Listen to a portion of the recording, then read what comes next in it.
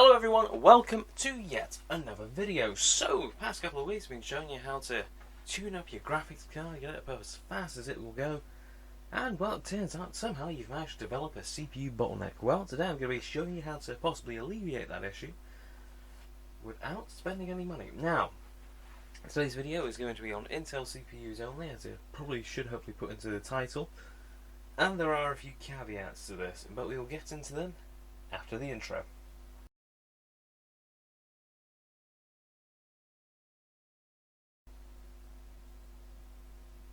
Okay, now for a few caveats when it comes to overclocking. One, your Intel chips, they have to be a K series, which means it has to, well, the model number has to end with a K.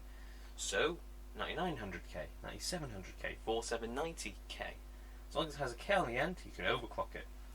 And the other thing that comes to this is that, well, you need to make sure that you've got an overclocking board, such as a Z97 board or even a Z390. As without those, you can't overclock your chips at all. Alright, and one last thing, if you are going to be doing this, make sure that you have an adequate cooling solution, so whether that be a fully custom liquid cooling glue, AIO, or a really beefy heatsink such as the Noctua NHD15. And two, you need to make sure that you've got a very powerful, or at the very least, a good power supply. You know, some of these chips, when you're overclocking, can pull upwards of 200 watts, and if you've only got, say, 200-300 watt power supply, you're going to have a very bad time. Same thing goes with, you can get, ooh, look at this cheap Chinese one, 1500 watts for only 20 bucks. Don't do that. Don't. Make sure that you buy from a reputable brand, can't even speak. Make sure you buy it from a reputable brand. You make sure it's got at the very minimum 80 plus bronze certification, especially if you're doing overclocking, but 80 plus silver, gold, platinum, and even titanium are far more preferable. And of course, make sure you always have the wattage that you need. But so what we're going to do now is we're going to jump over onto the desktop and start showing you what you need to do this. Alright, so here we've got everything that you're going to go ahead and need to do this, or even potentially need to do this. Now, first, most motherboards are going to come with some sort of, well, in MSI's case, a command sensor which you can use to adjust the fan speeds of everything. So you've got your CPU fans here and your system fans down here. It'll be different for every motherboard manufacturer, and you can also set this in BIOS most of the time. But we're going to do it in operating system simply because it's easy. Okay, so for us then, what we're going to do is we're going to set our system fans up. We'll go ahead and load up. So that's reasonable. Because I use quite powerful fans, we're just going to put on a nice low speed so they're not that loud. Although they are going to need a little bit of a kickstart first.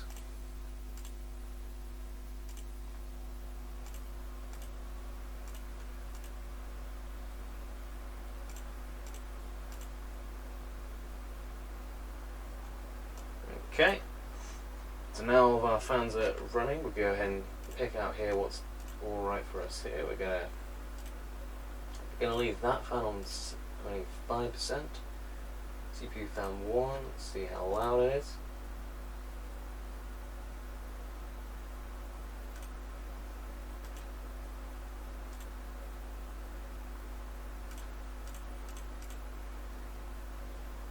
Yeah, that's nice and quiet. Okay, and last things last, you want to go ahead and have your graphics card overclocking sat on the side just so you can keep a monitor that this isn't getting affected too much. It's very unlikely it will, but there is always a chance that you could be affecting your graphics card performance when you're doing this. Not to mention you can also use it to go ahead and find out how loud the entire system is when you're running it at whatever settings you use. So that's not too loud, so we're going to put that off to one side now. So what else are you going to need? Well, first I like to use Hardware Info 64 that you can use to keep more detailed information on the current stats of everything, so how hot the cores are, current speed, voltages, make sure everything's running fine. You don't have to do this, but I generally suggest you do because it can give you a more accurate picture of what's happening. So drag that off to one side where I can still see it.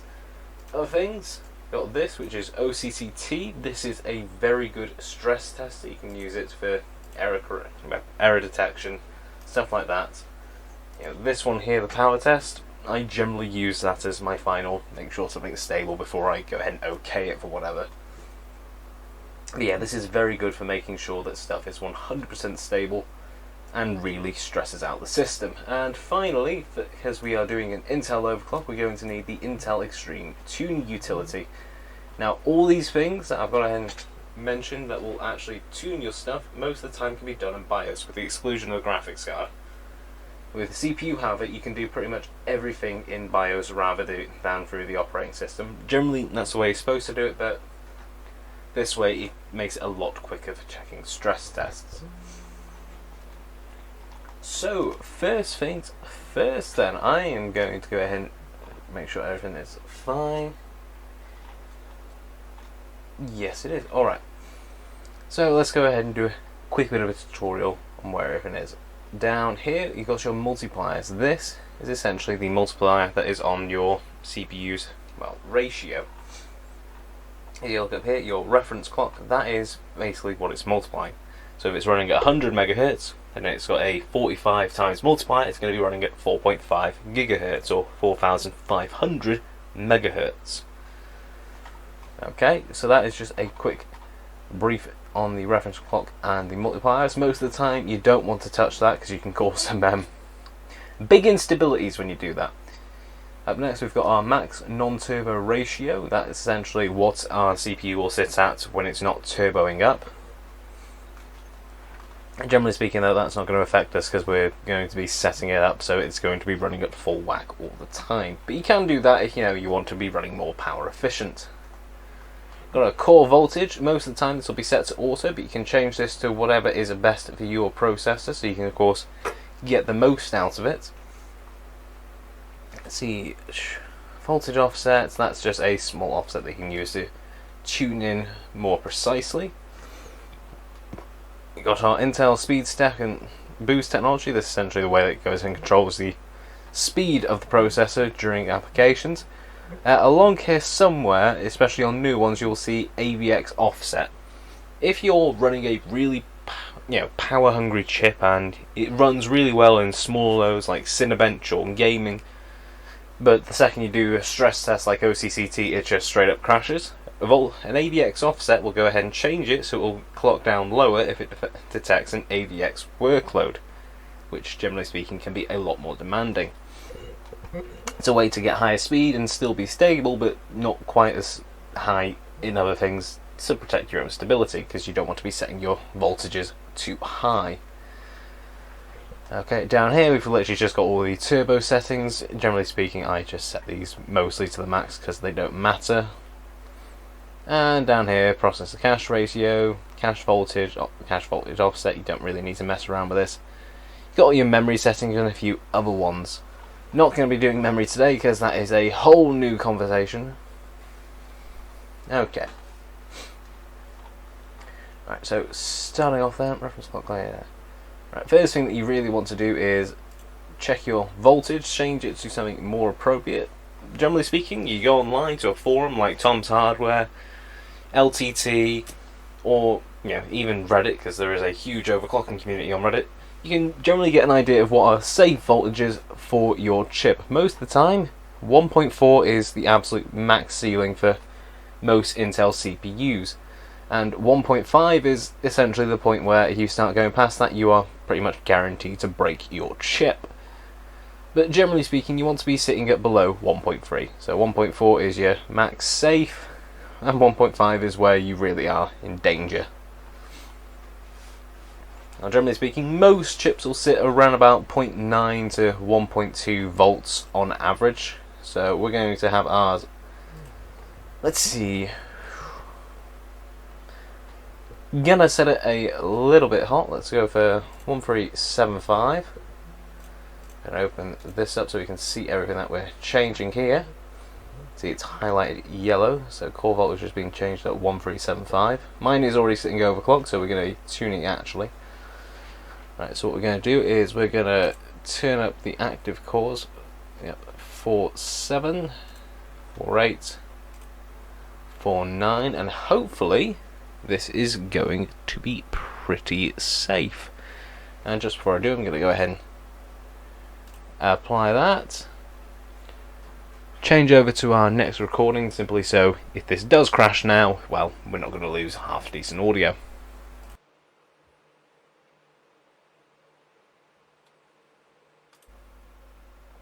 Okay, so what we're going to do now is we're going to drag that off to one side there very nicely. We're going to bring OCCT back, and which one was it?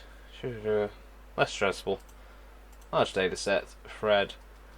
Now you can generally do this for as long as you want. Most people recommend that you do it for a day, but we're obviously not going to do that, so we're going to set it to be timed. We're going to run it for 30 minutes. And then I'm going to get back to you once that all works out.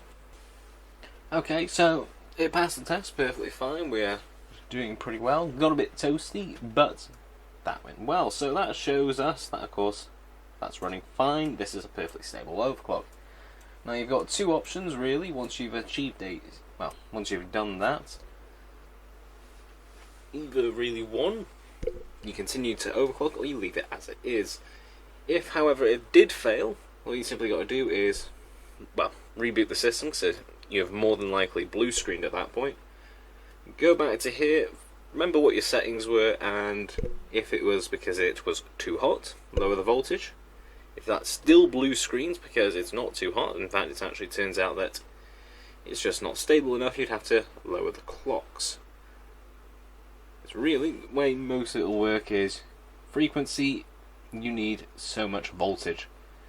To go ahead and achieve a higher frequency, you need more voltage. And if you don't have enough voltage at a higher frequency, it causes instability, the system will crash. If you are running too hot, it will cause instability and the system will crash. Which means you really do need to get a good balance between your thermal headroom and also, your voltage. Okay, so I'm going to load up a little one I have sitting around that I know isn't stable yet, so this is an actual demo. Let's see, 1.41, all cores, 4.8 gigahertz. So I know this isn't stable, so what we're going to try and do is we're going to set the voltage up to 143, apply. This is now running pretty damn toasty. Generally speaking, you really do not need this much voltage, but you know, this is extreme tuning. So that's what we're doing, extremely tuning it. So let's drag these off to one side so we can see everything. Yeah, we got where are they? Okay, and that's where I want it. Right, OCCT, extreme tuning utility, we'll just leave it there. See, do we need anything else? Not particularly. Alright, I'm going to let the fans run a little bit faster. So obviously, this one we're running for real speed now. Okay, so CPU fan up to there, that up to there. We can set that up to 100 because these are the really nice quiet noctuas. See how that's running at full, but it's not making much of a difference now. Okay, so we're now running at 4.8 gigahertz. I'm going to stop the recording on here, so the audio quality is going to take a dip from now on, and we're going to see how stable this is. So, AVX2 graphics card, GTX 1080, 1920 by 1080. Okay, yada yada. Like OCCT, support us. It's nice that OCCT is a lovely free utility, but you know, can't really blame them for putting adverts saying, hey, support us, and the screen is gone forever. Right. Let's have a look. Yep, we are pulling a hell of a lot of watts, 180. Damn, that is impressive. Now, what we can do is, because this is actually a digital power supply on mine, whereas it should be all the way at the bottom. It is, Thermaltake. We can also go ahead and monitor the wattage that it is outputting. It's great if you've got a digital power supply, because it means that you've got an idea if you're actually pushing too much power, as long as you know what the voltages are on each of the rails. So, as you can see, you've got your 12 volt current, power, and of course, well, you know what the voltage is. But yeah, this is running well within safe. It should do 12 volt, yeah, that's running at the right voltage. I mean, it's a little bit low. It's a bit annoying that it's not 100% stable sitting at exactly 12, but what can you do? Speaking of which, we want to go ahead and check our voltages. Let's see. Yep, that's running as hot as it should be. I'm not surprised. It is running well and truly overclocked. Let's have a look, see. 1.43, 42, 45. I believe that sounds about right. Let's just check here what we're set to. 1.43. And yes, they're all running at 1.43 as they should be. Yep, 4.8 gigahertz. That's all right. It's so far not crashed. And things look like they are running the way they should. So what I'm going to do, because this is obviously going to take half an hour, is I'm going to get back to you when either it blue screens, or it turns out it's perfectly fine and all's well in the world. Alright, so speak to you all in a bit. Yes, hello everyone. It's not actually crashed yet, but what's interesting is that despite the fact that we are hitting thermal throttling, 100 degrees, we're not actually dropping that much of a frequency. Now this might change over time, but so far we're about 5 minutes in. Yeah, we are hitting 100 degrees C on the CPU, so of course it's going to be keeping itself downclocked a little to protect itself so it doesn't, just crash. Now that's a new one. I've never seen it just cancel the test before, but what I was going to say is what it was doing is it was actually downclocking itself a little to protect itself. Not like dropping to below what we set originally, because it was running at 4.6 before I've turned it up to 4.8, but dropping, a few hundred megahertz over a few gigahertz, which is kind of interesting. But yeah, I've never seen it do that before. This is a sure sign that your overclock is either too unstable or it's too hot for it to reasonably work. That's a bit of a bugger. But yeah, most things, it looks like we were running mostly stable simply because of how much voltage this is having to push and the fact that I'm not running everything at max. I'm still running most of the fans somewhat quietly, considering how much power that was drawing. It was like 200 watts. Yeah. Oh well, you can't have it all. But anyway, I'm going to go ahead and call this video here, and we're going to jump over, well, to a brief conclusion, I guess. Right, see you all in a bit. Alright then, well, so it didn't go quite as planned.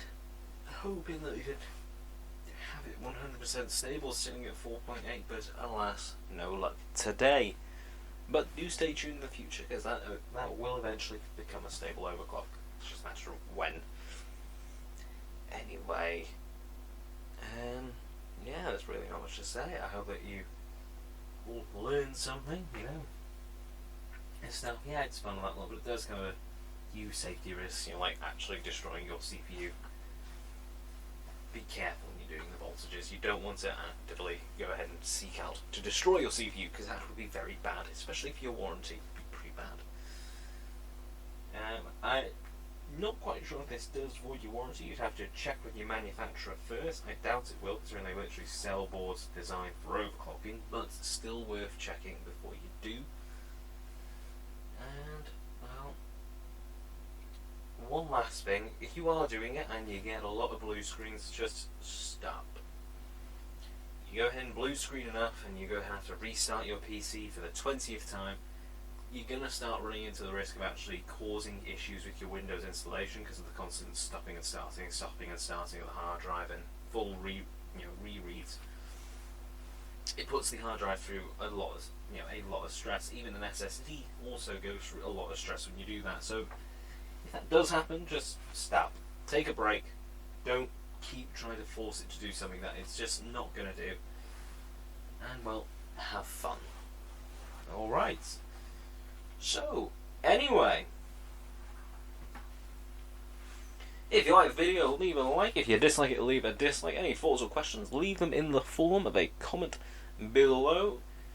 Links will be in the description for some of the stuff that was featured today. And, well, yeah. Also, don't forget to check out my Patreon. Yes, I am now on Patreon, so hey, check me out there at some point. Anyway, this has been the 117th Con, as always, signing off. Have a great day, folks, and I'll catch you next time.